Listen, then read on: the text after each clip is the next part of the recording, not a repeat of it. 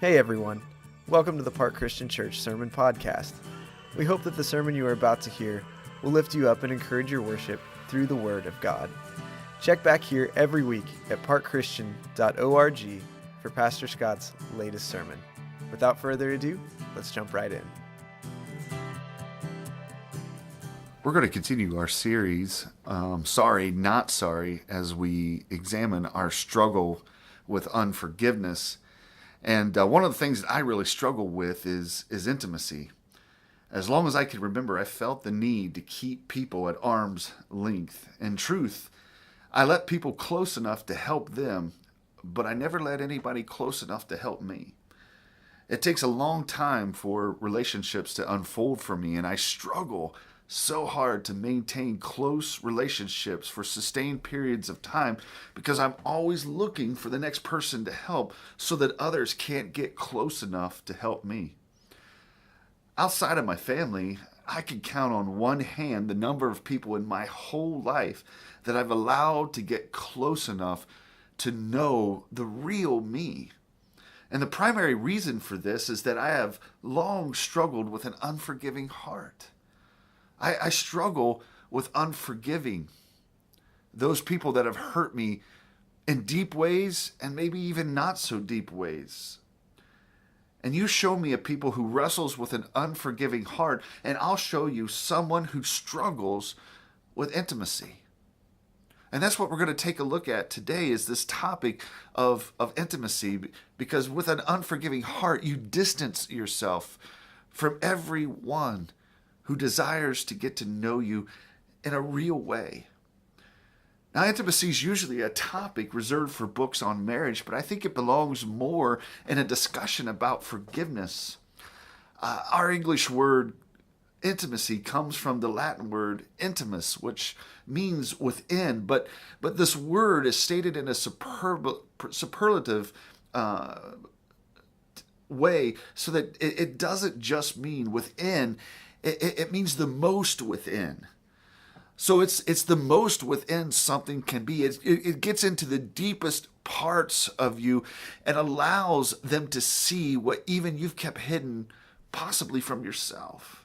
It's the most within that something can go. And that's my problem, letting people into that place most within myself where I am completely vulnerable and completely defenseless. I don't struggle with being unfriendly. I don't struggle with having a lot of good friends that I do stuff with, nor do I struggle with being unable to talk about deeply personal things. What I find difficult is sustaining long-term, behind-the-curtain relationships with people who get a backstage pass to the unfiltered and raw me. If you struggle with forgiveness, chances are good that you know exactly what I'm talking about. That people are only allowed onto the front porch of your life or into the living room of your life, but no one really gets to see you at the kitchen table first thing in the morning. There's only certain people we allow to be that close to us, where intimacy, what is most within us, is realized. If you struggle with forgiveness, you know what I'm talking about. Now, it's important to point out that it's a completely natural thing to create distance between ourselves and the people who hurt us. How else would we be expected to respond? I mean, Proverbs 4:23, the wisdom teacher, tells us above all else, guard your heart, for everything you do flows from it. Now, our hearts are the most sensitive part of who we are. It's the place deep inside us where we feel a bomb go off when we hear things like, I just don't love you anymore. A bomb goes off in that heart of us when we hear, you're worthless, or we just don't need you anymore. No one has to explain the importance of guarding our hearts to us, because we've all been wounded in some way. Guarding our hearts is a natural thing, and the writer of Proverbs understands how crucial it is to guard the spiritual and emotional core of who we are. And notice what phrase he uses, he says, above all else, guard your heart. And what he's essentially stating is, trust me, whatever you do in life, I mean, whatever you do, make sure you guard your heart. And so, guarding your heart is the natural response to being hurt. Several years ago, I had a guy in a former church that decided it was his special calling from God to point out all of my mistakes on a weekly basis. And he did this through emails and through phone calls, through notes, through frowns during my sermons, through endless discussions behind my back with others. Rick was the first person I met that had the spiritual gift of slander. And he really sought out to make my life miserable. The problem is, with the hurt he caused in me, it caused me to mistrust others and distance myself from others.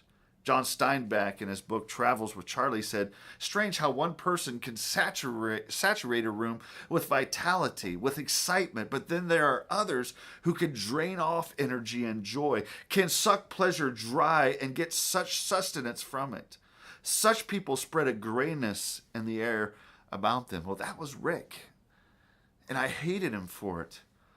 For an entire year, he tormented me and wrecked me emotionally. There's a reason that Proverbs cautions to guard our hearts.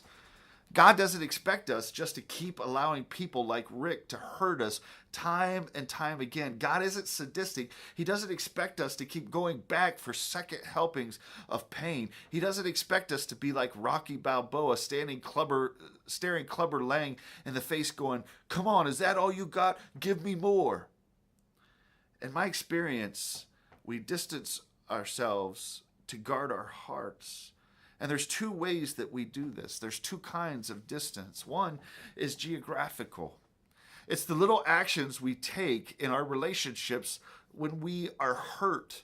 And it's geographical in nature. Sometimes it's moving an entire state away. Sometimes it's just moving across the room or down the hall. It's not sitting beside the person that hurt you on the couch. It's sitting in another chair, or it's not sleeping in the same bed. It's going into the spare bedroom. Distancing ourselves geographically allows us the space to regroup and heal. It protects us from even more anguish. Maybe you've had to ask your spouse to leave the house. Maybe you've had to quit that job that you love because the people that you worked with hurt you. Maybe you've had to move away from your parents. Whatever happened to you, you move away from the source of your pain. That's just a way of guarding your heart. Even in the Bible, we see examples of this, and one of those is in the life of Paul when he has conflict with Barnabas because he's been hurt by one of their cohorts, John Mark. Acts 15 records the story in verses 36 through 40. Sometime later, Paul said to Barnabas, let us go back and visit the believers in all the towns where we preach the word of God and see how they are doing. Barnabas wanted to take John, also called Mark, with them, but Paul did not think it wise to take him because he had deserted him in Pamphylia and had not continued with them in the work. They had such a harsh disagreement, Acts says, that they parted company. Barnabas took Mark and sailed for Cyprus, but Paul chose Silas and left, commanded by the believers to the grace of the Lord. And one thing that jumps out at me when I read that passage is that the Apostle Paul struggled with relationships just like you and me. Paul felt so wounded by Mark's betrayal that he simply couldn't stand to be around him anymore, and so he distanced himself.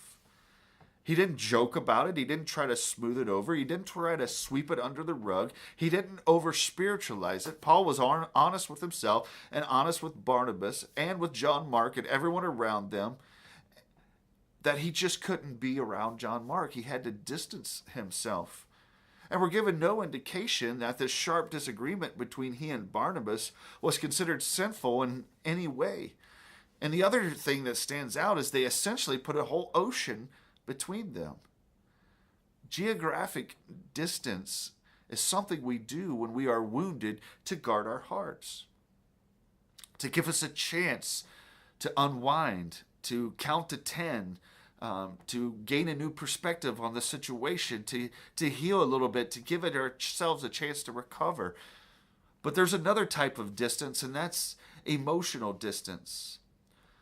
Oddly enough, some of our deepest wounds come from people who haven't done anything severe enough for us to break off relationship with them. Maybe they just gave up caring. Maybe they never learned how to express care in the first place. And it's not that they've done anything bad to warrant, say, murder, although that might cross our minds. But they haven't given everything they've got to grow and mature in the relationship like we've hoped. We all know about this biblical definition of love in 1 Corinthians 13, where it says that love is patient and love is kind.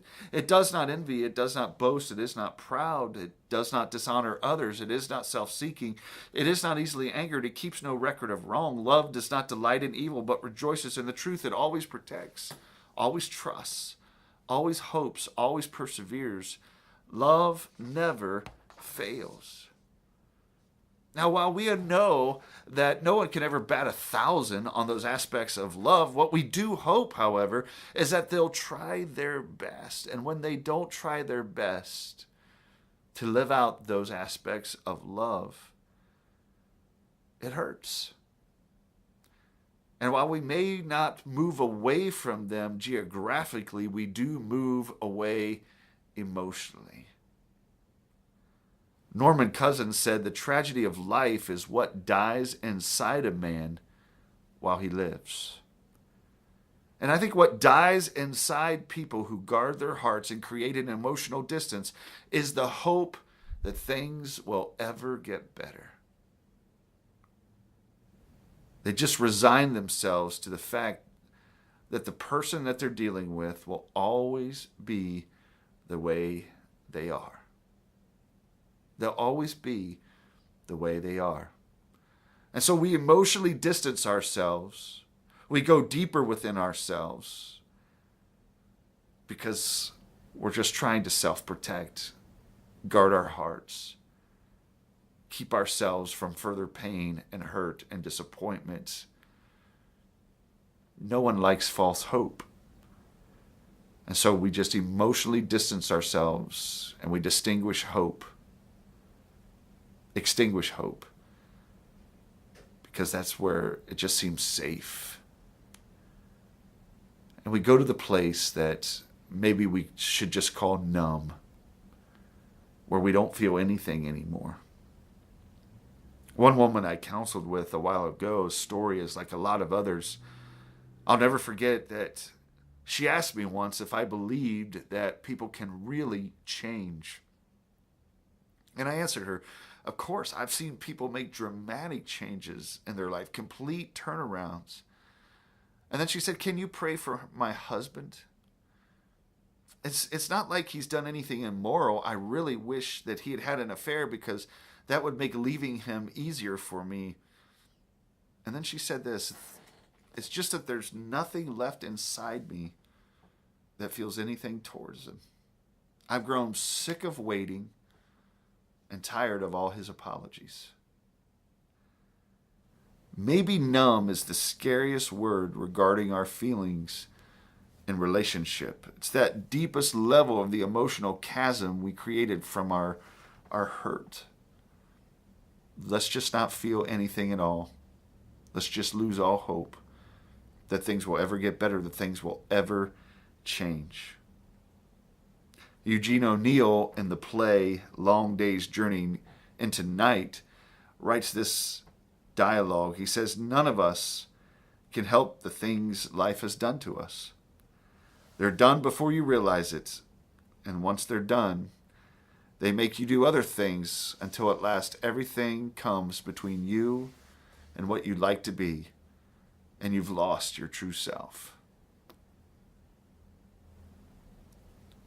So many people feel that way, that they've lost their true selves because they've emotionally distanced themselves from the one that's hurt them. And the only way they could deal with it, and the only way they could handle the hurt was to just go numb. I think what Eugene O'Neill said is right. Sometimes things happen before we realize it, and those things really do come between who we are and who we'd like to become. But I don't believe at all that this feeling of numb, that this emotional distance has to be permanent. Losing ourselves permanently is not inevitable. But we have to recognize that there can be a place of too much distance. There's a double-edged sword to all of the distance we create geographically and emotionally. When we're hurt, creating distance is a good thing. Distance guards our heart. It allows us to heal and recover. It allows us to gain relational stability and plot our next course of action. Distance is natural and healthy. It's a God-honoring initial response to buy us time to figure out our process, our thoughts, and our emotions. But at the same time, forever distancing ourselves is something that comes from unforgiveness.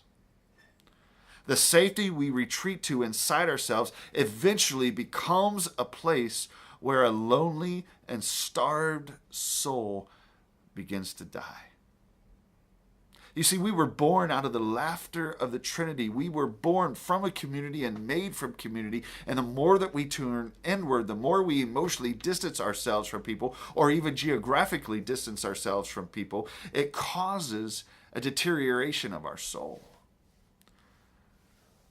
Our heart has been created with a need for somebody. Now, obviously, that the first designation of that somebody is for God, but God has also blessed us with the opportunity for other somebodies to come into our life for fulfillment. And so the lack of community, because of hurt, because of pain, because of woundedness, but ultimately because of unforgiveness, causes our very souls to starve and eventually decay. Every once in a while, I begin to develop a relationship with someone with whom I think I could become very close friends. But eventually I reach a point where a decision must be made. Will this friendship just stay casual and surface? Will I just keep it in the safe zone of we can go out and have a good time and we can laugh but nothing ever gets real? Or will I allow it to move deeper and become more authentic? And almost every time I get to that point of decision, I feel an urge to push beyond the safe distance that I've kept myself, but then I quickly back away. For reasons that have absolutely nothing to do with the person, for reasons that have everything to do with the people that I have failed to forgive, I pull back. And I never find intimacy the most within with anybody. And here's the lie I tell myself. I tell myself that I'm happier living this way. But then I think, how many great moments of intimacy have I missed out on? Because I've emotionally and maybe even geographically distanced myself. I've kept everybody at arm's length and no one has been able to get most within me, and I've not been able to get most within anybody else. And so I never reached that point of living without a mask and living unfiltered and raw. Jesus said this in John 15. He says, "My command is this, love each other as I have loved you." And of course, Jesus knows every part of us and loves us. And he says, "Greater love has no one than this, to lay down one's life for one's friends." And then he says, "You are my friends if you do what I command." Now, most of us see that as being willing to die for your friends, but what about living for them? What about making the sacrifices of forgiveness that opens your heart and mind to intimacy, kept at arm's length because of unforgiveness? What if you're willing to sacrifice some of that self-protection in order to move towards forgiveness and intimacy? And what if in that intimacy we begin to find our truer self? What if we stopped allowing the people who hurt us the power to keep us from allowing others to get most within? What if we stopped allowing the people who hurt us the power to keep us from intimacy? How many moments of intimacy have we missed out on because we keep ourselves distant? Distant from others, distant even from God. I'm tired of not trusting. I'm tired of wanting closeness with others, but never quite getting there because of fear. As we go deeper in this series, we'll find that there are areas of ourselves yet to be discovered. But this week, I just hope and pray that you'll examine yourself and find those areas where you've kept people at arm's length because of unforgiveness, and deal with that unforgiveness and move towards intimacy with others, and intimacy with God. God bless you. Have a great week.